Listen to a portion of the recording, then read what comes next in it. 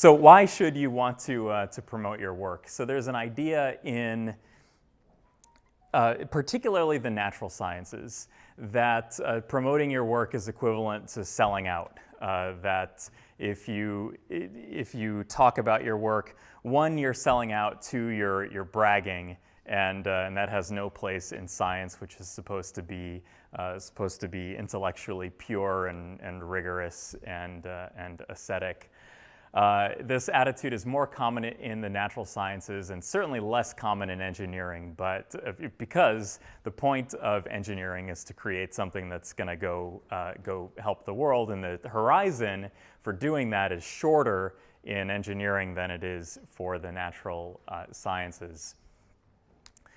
But the issue is that if you don't promote your work a little bit, and nobody knows about it, it might as well not have been done, because nobody's going to act on it, and then it might as well not have been done. And there's kind of a continuum between putting it in a paper that 10 or 20 or 100 people in the field might read, to having it be picked up by a media outlet and getting some broader recognition for your work.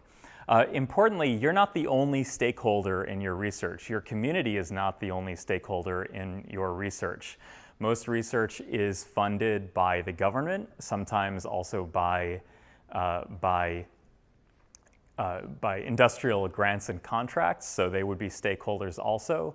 The taxpayers want to know what we are doing with the money. So the amount of federally funded research happening at UCSD is about $1.1 billion per year, and that's across the engineering school, natural sciences, and medicine. So where is that $1.1 billion going? What are we doing with it? And do we owe the taxpayers some explanation as to what we're doing? I would argue that we do. Funding for research is always under threat. Unknown or misunderstood research is susceptible to cutting, or it's susceptible to being made fun of in Congress by people that don't know any better. So for example, if you're using polydimethylsiloxane, silicone rubber to do microfluidics, biological adhesives, this research could translate to, did you hear about those jokers at UCSD who are using taxpayer money to study silicone rubber? You see stories like this where NSF programs are under threat of being cut because they're not understood in congressional committees. So you have to be prepared to justify your work to a broad audience. And despite the fact that basic research has created approximately half of all wealth in the United States since World War II, just saying. How do you know which work is to publicize? Suppose you're not going to pursue a press release on every single paper that you do. And while you might love all of your work equally, some of it will make better press releases than others. Your favorite project to work on might not generate the amount of interest, i.e. clicks or equivalent, if it doesn't interest people outside of your circle. So it's important to go through kind of a rubric when you have a new project or a project that you're about to complete, and think about, is it a significant advance in a particular area that everyone would recognize is important? Is it a potential treatment for a disease? Is it a significant improvement in an energy technology? But alternatively, so these are kind of obvious cases where people should know about this stuff.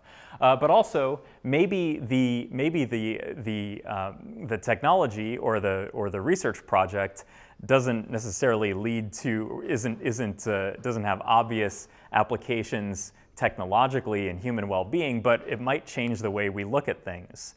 So a sign of a good curiosity-driven project is to be fascinated by things that normal people outside of this room would consider a dull part of everyday life. So if you can change the way people look at things, that might make a good press release. And can you describe it in a way that stimulates the imagination? It's quite easy actually to take something exciting and explain it in a very dull way, and you don't want to do that. Also, you have to be willing, and your PI have to be willing to do interviews, some even at odd hours for reporters that might be overseas. And importantly, the work does not have to be published in Science or Nature. Science and Nature do not have a monopoly on the most interesting work. Universities have press departments. Sometimes divisions within universities have press departments. Don't waste your time reaching out to magazines and radio stations and so on your own. There are people who work in the School of Engineering, for example, that are pros at doing this. So get in contact with your press office early through your PI. Each lab is assigned an information officer, and the steps are that the information officer reads the paper, and if they are interested, if they think it could make a good press release, then you would have a phone or in-person interview with you, the PI, or other key authors. The information officer drafts the piece and then sends it along for a review for scientific accuracy. Press release is sent to news organizations. Sometimes you might run into a problem that the journal will have some kind of embargo policy, so the press release generally can't be released before the paper is released. So make sure that everybody is on the same page. Some journals and journal publishers have their own press departments. So some of the big flagship journals, Science and Nature and so on, will have a news section, but they'll also write their own press releases. Sometimes if a journal like Royal Society of Chemistry or American Chemical Society, just to stay in the chemi nano field where I live, will have a press department that covers the entire portfolio of journals. And the press release released through that department should be also coordinated with your home press department. Be prepared to participate in the interviews, and these can be really fun to chat with people about your research, either for the purpose of writing their article or to be on TV or the radio, which is where it really gets fun. But before we get to that, scientists and engineers sometimes have problems communicating their results to the broader public. And the first contact you'll generally have is with your information officer, your press official in your department or division, and they're used to working with technical people, technical language, but they won't be a subject matter expert in every field of research. There are multiple types of non-experts, and this is speaking broadly, not just of a journalist, but of anyone you might encounter in your everyday life. There are people that are not the same kind of engineer that you are. There are other engineers that you are. There are other chemical engineers, other mechanical engineers. There are other types of engineers. There are other physical scientists. There are other natural scientists, so biologists and chemists. There are other scientists, like people that have been trained in the scientific method but study social behavior. There are other people with a college degree. There are friends and family, and there are children. There is what's called the Kansas City milkman, which is supposedly the blue-collar guy who maybe didn't go to college or whatever. This term was used a long time ago, but now nobody has a milkman anymore, so it's probably fallen out of use. It's very difficult to imagine. So human beings have a pretty good theory of mind for a lot of things, like relationships and so on in general. But for technical conversations, we have a really poor theory of mind. And this has a name. It's called the curse of knowledge, where it's impossible. Well, it's not impossible. It's really difficult for us to understand that other people don't have the same experience, technical experience and training that we do. So how do you combat the curse of knowledge? I think we, as scientists and engineers, tend to think that jargon has a lot more is a lot more important than it actually is. That jargon that jargon is just critical to getting a story across. Like if you don't know what mRNA is, then it's hopeless. It's hopeless. Never understand this topic at all. But that's not really true. You can probably explain it in a couple of words, honestly. Every idea, this is a little philosophical, but every idea that you want to convey is conveyed by a model anyway. So no matter what words you're using to describe a concept, you're using a mental model to construct a mental model into your conversation partner. So you might as well use a model that everyone can understand.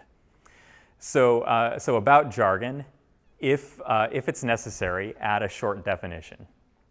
Okay, two scientists, mRNA, cloning, force, electron, these are pretty good. Maybe not to the Kansas City milkman, but to a technical audience, they're okay. And also, if you say something overly technical, your press officer, if they don't know the term, will ask you to define it. But if they don't think that the Kansas City milkman is going to understand it, then they will probably translate it if they know it for you. Okay, so murine model. There's no reason to ever say murine model when you could just say rats and mice. Arabidopsis. Okay, this is all like I don't know why I picked all biological examples, but Arabidopsis, you can just add a little parenthetical, Arabidopsis, which is a flowering mustard plant, often used as a simple model of a multicellular organism, or you could use examples from real life. So oftentimes we describe our projects to our lab mates as when the projects are being developed or conceived, and we kind of explain it in a kind of jokey, maybe not colorful way. Maybe it's a little bit like this. It's okay to speak in terms of the familiar case. You don't always have to speak in terms of jargon. But be specific and use language that the listener can visualize. So there are a lot of terms that people kind of use to sound smart, but really what it does is just abstract the concept to a point of meaninglessness. Like, why is everything? This is like from an example from Strunk and White, the language little book that everyone hates, which is, why is everything a facility? Like, why isn't it a building or a hospital or whatever? So, well, facility, it just sounds whatever. It doesn't sound that good. But in science, we do the same thing. So we always talk about the stimulus. Well, why not just say what the stimulus is? The event. Well, why not just say if the event is a heart palpitation, or better, maybe if you're, depending on the audience, a skipped heartbeat, why not just say that, right? The instrument. Well, if the instrument is a microscope, we should just say it's a microscope. The subject. How about cancer patient or graduate student, if the graduate student is the subject in your experiment? How do you give a good interview? So your first interview will be with your campus information officer. And even though you did the work and you know it really well, you might have lost, I always get this backwards because I forget which are the trees and which are the forest, but you lose sight of the forest. You forget about the fact that there's a forest because you're so concentrated on the trees, I guess. In some parallel universe, that analogy makes sense, but whatever. So ahead of time, you should prepare for this interview. Even if you spent 3 years working on this project, you should think about ways you might want to describe it in a way that makes sense to someone who didn't actually do the project. So it actually helps to reread the abstract because you'll get words in your mind that are important. Oh yeah, that's something I want to make sure that I say. Read the cover letter. So the cover letter to the editor for the paper. Maybe your PI did this and just submitted it and you never saw the cover letter. Ask them to see it if they did, because the cover letter is written to a technical non-expert depending on how far away the editor is to the particular project that you're working on. But those types of documents, the cover letter, particularly the cover letter, has ways of describing the project in it that would appeal to a non-expert. Also, some journals are requiring broader impact statements. So you actually have to abstract the abstract to appeal to an even broader audience. Okay, already said that. Your press officer wants you to succeed, but they may challenge you. Don't take this as an affront. They may ask you pretty hard questions, actually, about what you're doing and why people should care about it. Sometimes, if you've been working on this project for 1, 2, 3, 4, 5, 6 years, and somebody asks you, really, why did you do that? Don't take that as an affront. It's important to know. It's also important for yourself to know, why did you do that? Why is it interesting? What's the best possible outcome of this work? Journalists outside the friendly confines of your campus might not know yet if they want to actually write a story on your paper. So when they challenge you, there's a chance that if you don't give them a good answer, they might just move on to the next press release and do a story on that instead. So you have to do a little bit of salesmanship here if you're in this position. And again, practice. It helps practicing your talking points ahead of time. So how many people have watched CNN or MSNBC or Fox News or the Lehrer NewsHour or whatever and said, how do those people know exactly what to say for every single thing that they're asked? These are like superhuman beings, these pundits who have their heads on TV and words, just complete sentences come out. Like, where did they get that? They can only do that because they've said these things a million times before. If you ask somebody, the classic example is in a political debate, when they don't actually answer the question, they've memorized, the answers to 100 questions, or probably more like 10 questions, and then they fit each question they get into an answer that they've already basically memorized. And the same thing is true for most talking heads and podcast guests and podcast hosts.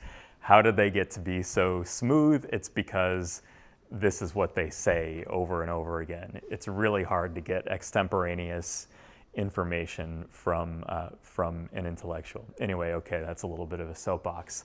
But the point is that don't feel bad if you have to practice it. Like if you have to relearn what you're going to say in order to give an interview, particularly for an external journalist, and especially in the case where you're on video or a live radio broadcast or a podcast. Most normal people do not even speak in complete sentences when they're asked to comment on something for the first time. It happens that human beings are pretty good at taking the disjointed babble that's coming out of my mouth and assembling it into something that actually makes sense. But it's much harder to do that in writing, and it's much harder to do that if you have no basis, if you have no frame of reference for it. It helps even to practice having these words come out of your mouth. Don't wing an answer to a question and say something you haven't thought about. See if you can transform a question you don't know how to answer into one you do know how to answer.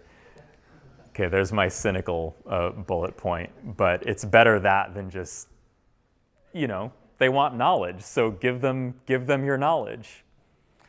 For on-screen interviews, comb your hair and wear your Sunday best. Speak slowly. Think before you speak. Dead spaces, if it's not a live interview, could be edited out if it's recorded.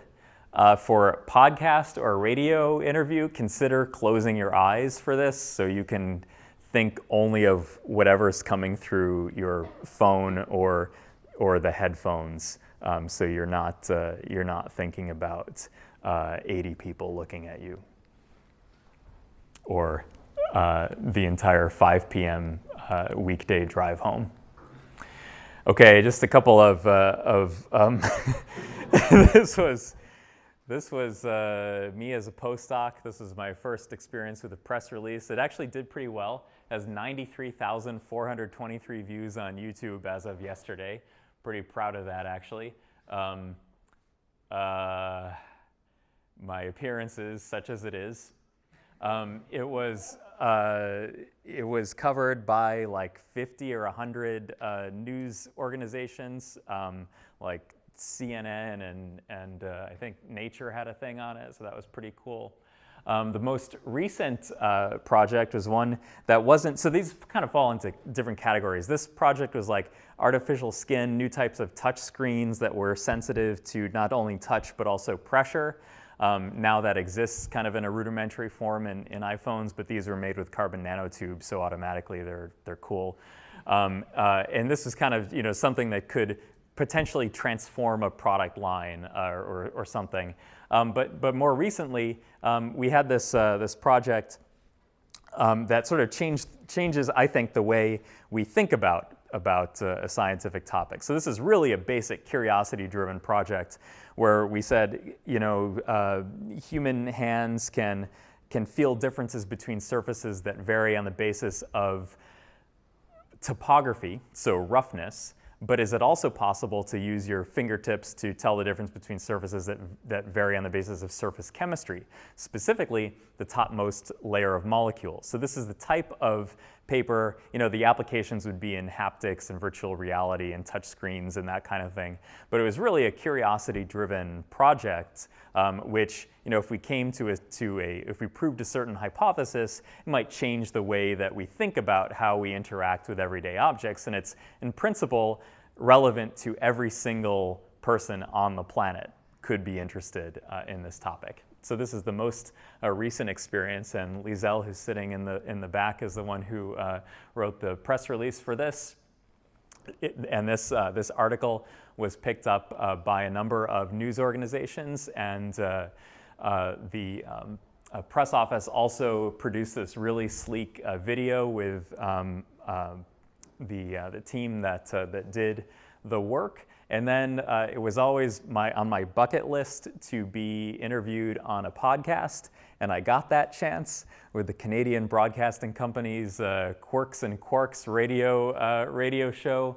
And we did like 25 or 30 minutes of recording, and then they cut it down to 7 minutes and 19 seconds, but that's okay. That's the one podcast episode on my podcast app I'm never deleting. But it's you get to practice being like a radio show guest. So Professor Lipomi, it's good to be with you. It's good to be with you, Bob. Not that I've ever practiced that at home. It just happened that the guy's name was Bob too. But anyway, Okay, sometimes you'll have a project that that maybe you don't realize at the time, but it admits of some controversy. And in engineering, we're not usually used to dealing with controversial research areas. This is really something that occurs more often in the social sciences. But sometimes your engineering research might encroach in some areas of social behavior and humanities that you should be aware of. So the idea here was we had these various types of stretchable conductors and strain sensors that we were making in the lab that were combinations of graphene and metal nanoparticles and conductive polymers. And we sort of had the idea that, so it's basically a material science paper. We've got some SEM images, some fabrication schemes, some rainbow diagrams and mechanical measurements and stuff. But in particular, this is probably true in other fields too, but in the materials area, unless it's a pure hypothesis-driven paper, you generally need an application that catches the eye as your proverbial figure 4 in the paper. And we sort of did this paper with this idea of doing a gesture sensor, like a wearable gesture sensor that would also fulfill the purpose of developing our own expertise for wireless transmission of mechanical strain data and so on. So we thought, I grew up in Rochester, New York, which has the highest per capita percentage of deaf individuals in the country, actually, because of the Rochester School for the Deaf run by RIT. So we had ASL professors and deaf individuals come into our elementary school and teach us like rudimentary sign language. And I thought, well, there's the finger spelling, so the 26 letters of the alphabet is a pretty complex set of gestures. It also has acceleration, so I versus J. And this would be an interesting platform to incorporate materials, new types of stretchable electronics and materials into a device like that. And it wasn't the first time that this type of thing had been done, but it wasn't using stretchable electronics. How many of you in your research study solar cells or batteries? So a lot of people.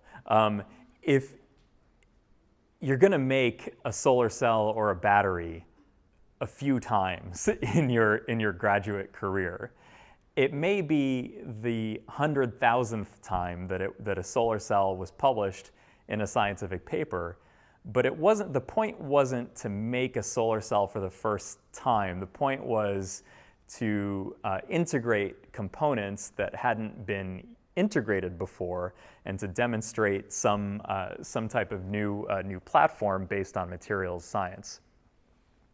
So anyway, this thing worked, and we were really proud of how well these conductive polymer sensors on the knuckles worked here. And this is the output to the smartphone, and it says UCS and where? D. Okay, great. And then we thought, somebody, not me, but I approved of it, came up with the kind of cheeky title, "The Language of Glove," and I thought that was cute. But spelling, no one thinks that spelling is a language, but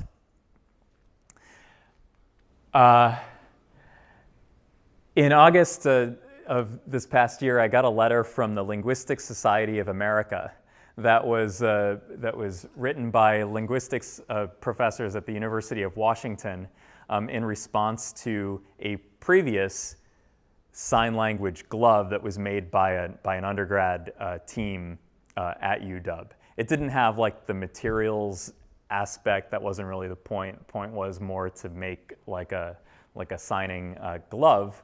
And in this letter, which was forwarded to me by my dean, which was forwarded to him by the Dean of Social Sciences, who happens to be deaf. And the letter, not from them, but from the linguistics department at University of Washington, had the statements, the implications that ASL gloves are examples of cultural appropriation and autism being the equivalent of racism, but against the deaf community. And furthermore, that devices like this, the burden is on the deaf individual to wear the equipment, and these devices are designed to raise the profile of the engineer or the inventor at the expense of the deaf community. So this was, needless to say, not intentional by me or my students. So what I agreed to do was write an addendum to the paper that acknowledged cultural considerations and terminology surrounding American Sign Language. That was enough for the Linguistic Society of America not to make a public statement about the work.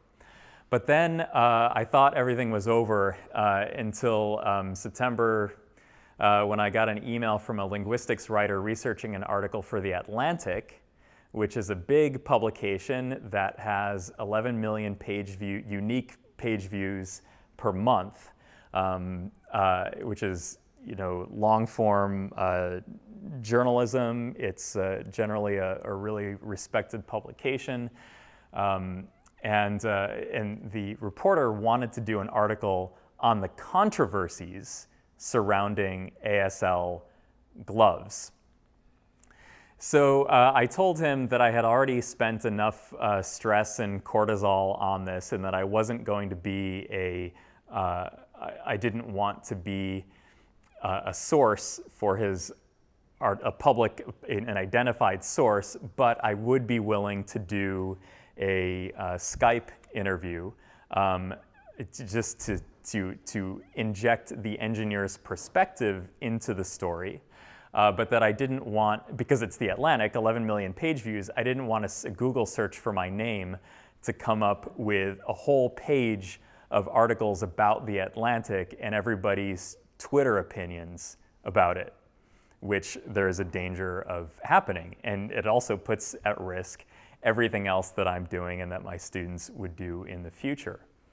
But then I got curious, because he was very gracious in his invitation about wanting to understand both sides of the issue and writing a balanced article.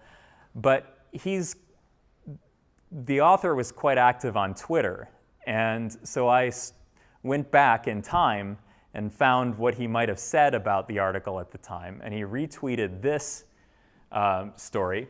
UCSD engineers design ASL glove with no collaborators from UCSD linguistics department, for real, and this is a reporter for The Atlantic.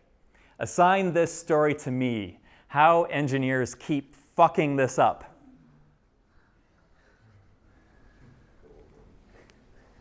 Okay, so I took a screenshot of the tweet and I sent it to him, and I said, I don't think you're approaching this story from a standpoint of understanding and writing a balanced article. And then sometimes I get a giddy thrill with this kind of email. But anyway, that's my problem. This is why I reacted with suspicion. I did not want to contribute to a story full of red meat to the small minority of social scientists who consider engineers to be cultural troglodytes.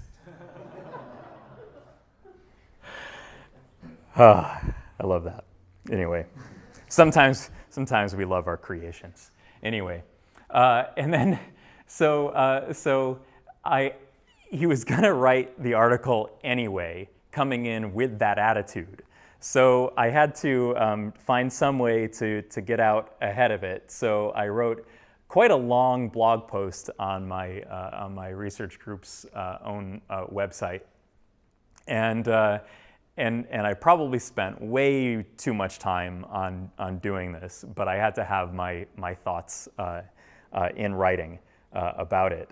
And to the journalist's credit at The Atlantic, he did link to this blog post a few times in multiple locations in the article, although the article was still not, I mean, I knew at this point it was not going to be sympathetic to engineers.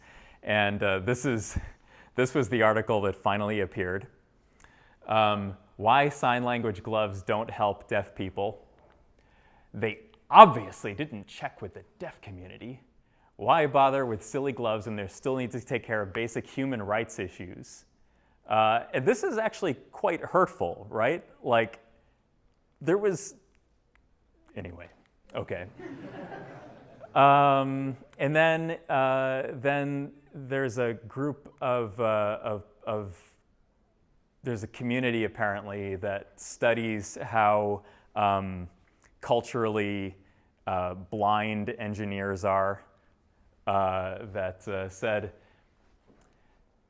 in engineering school, students are taught to solve only the mathematical elements of problems, whatever that means, says the Virginia Tech engineering educator so-and-so. In a 1997 article, he noted that all the non-mathematical features of a problem, such as its politics, its power implications for those who solve it, and so forth, are given, meaning they're bracketed off. Okay. Engineers are apparently cultural troglodytes. Anyway, I should say, in closing, that I never got a mean email from a member of the deaf community about this. Among the supportive emails that I did get were from a deaf high school girl in the UK who was interested in these types of devices for signing with people in VR, which otherwise there wouldn't be any way to do unless you have a camera on your hands and arms.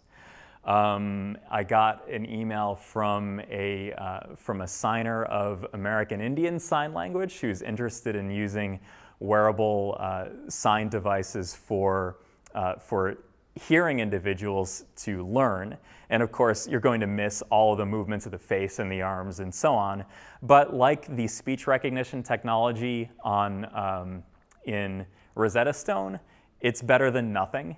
So if you're a hearing person, anyway, I'm okay. This is the last thing I'm ever going to say about this in my whole life. Yeah, right. Okay.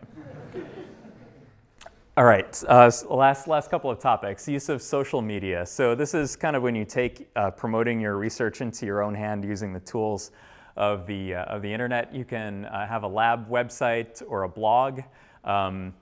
Actually, this is a little bit of a garden path, but as a knowledge worker going out into the real world, it does help to have a website as sort of like a digital portfolio of your work.